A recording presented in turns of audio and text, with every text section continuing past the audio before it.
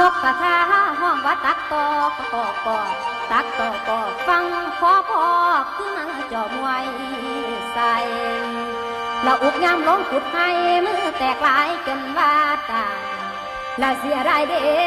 เสียรายสู้นอต่างบ้านผู้ไปแล้วบอก